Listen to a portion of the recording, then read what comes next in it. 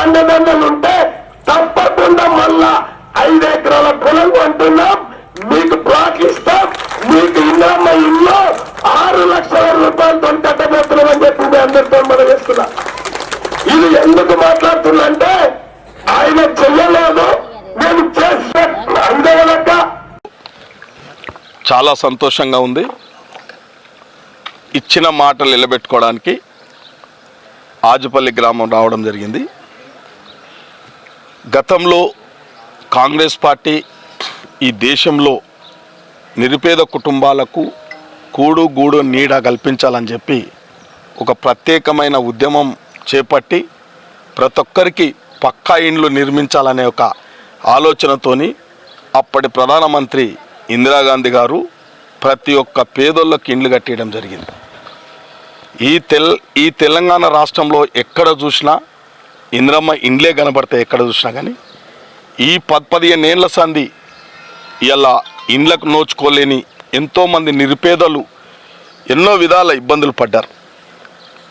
మొక్కవోని మొక్కిన రాజకీయాలు అబద్ధాలే చెప్పిరే తప్ప వాళ్ళ ఇందిరమ్మ ఇండ్లు 70 ఇండ్లు ఉన్న చెప్పి వెటకారంగా మాట్లాడి ఆజుపల్లి గ్రామంలో ఒక ఇల్లు కూడా ఇవ్వలే.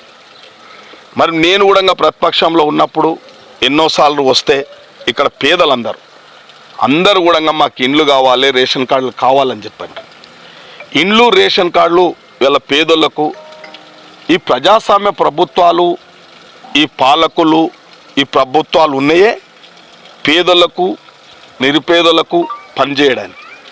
కానీ ఓట్లప్పుడే ప్రలోభ పెట్టి ఓట్లు వేయించుకొని ఇలా నిర్లక్ష్యం చేస్తూ ఉన్నారు పేదల పాలిట. కాబట్టి మేము తెలంగాణ ఇస్తే అన్ని విధాల బాగుపడుతుందని చెప్పి తెలంగాణ ఇచ్చిన కాంగ్రెస్ను నానా ఇబ్బందులు పెడుతూ రాజకీయ కన్మరుగవ్వాలని చేసి కొందరు 100 తప్పులు 100 మాటలు అబద్ధాలు చెప్పి పబ్బం గడిపారు. కాబట్టి ప్రజలు కోరుకున్నారు ఈ రాష్ట్రంలో ప్రజాపాలన రావాలి, ఇందిరమ్మ రాజ్యం రావాలి.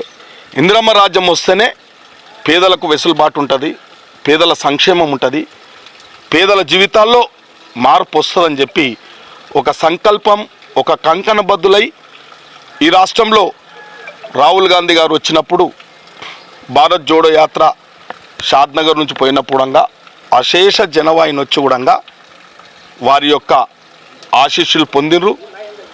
అధినేత రాహుల్ గాంధీ గారు ఆ రోజు చెప్పిండు, ఈ రాష్ట్రంలో కాంగ్రెస్ పార్టీ వస్తే మళ్ళొకసారి